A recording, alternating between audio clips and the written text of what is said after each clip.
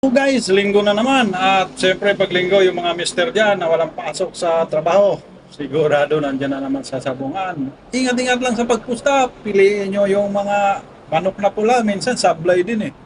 Kaya piliin natin yung siguradong mananalo tayo dahil pag naubos yung pera natin, nyari tayo ni Mrs. At doon sa mga talo, mayroon akong kanta para sa inyo, pakinggan nyo.